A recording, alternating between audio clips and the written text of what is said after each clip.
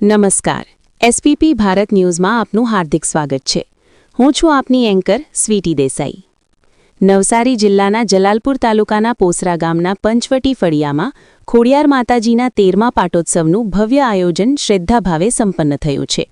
માહિતી મુજબ રાષ્ટ્રીય બંધારણના શિલ્પી ડોક્ટર બાબાસાહેબ આંબેડકરના અનુયાયીઓ દ્વારા પંચવટી ફળિયામાં વર્ષો જૂનું ખોડિયાર માતાજીનું નાનું દહેરું હતું, જે વિસ્તારના લોકો માટે અખૂટ આસ્થાનું કેન્દ્ર માનવામાં આવતું હતું. સમય જતાં પંચવટી ફળિયામાં સનાતન ધર્મ પ્રત્યેની ધાર્મિક જાગૃતિમાં નોંધપાત્ર વધારો થયો.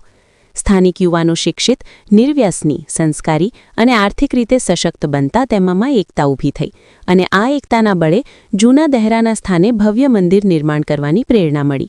ભક્તોના ઉદાર સહયોગથી સન 2013માં ખોડિયાર માતાજીનું ભવ્ય નવનિર્મિત મંદિર સાકાર થયું અને ચૈત્ર સુદ સાતમના પવિત્ર દિવસે માતાજીની નવી મૂર્તિમાં વિધિવત પ્રાણ પ્રતિષ્ઠા કરી સ્થાપના કરવામાં આવી. ત્યારથી દર વર્ષે આ જ તિથિએ પાટોત્સવ ઉજવવાની પરંપરા સતત જળવાઈ રહી છે. આ વર્ષે પણ તારીખ 23 એપ્રિલ 2026 ગુરુવાર ચૈત્ર સુદ સાતમના શુભ અવસરે 13મા પાટોત્સવનું આયોજન પોસરા ગામના યુવાઓ તથા ભાવિકો દ્વારા ભવ્ય રીતે કરવામાં આવ્યું. આ પ્રસંગે વિદ્વાન કર્મકાંડી બ્રાહ્મણો દ્વારા શાસ્ત્રોક્ત વિધિ મુજબ પૂજા, આહુતિ, મંત્રોચ્ચાર અને લઘુ રુદ્ર યજ્ઞનું આયોજન કરવામાં આવ્યું અને માતાજીનું આહ્વાન કરવામાં આવ્યું. બપોરે પંચવટી સ્થિત મંદિરથી સમગ્ર પોસરા ગામમાં માતાજીની ભવ્ય પાલખી યાત્રા પણ યોજાઈ, જેમાં મોટી સંખ્યામાં ભાવિક ભક્તોએ ભાગ લીધો.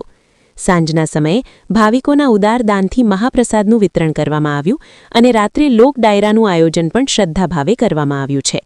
આ રીતે ધાર્મિક આસ્થા અને સામૂહિક એકતાનું અનોખું દ્રશ્ય પોસરા ગામમાં જોવા મળ્યું.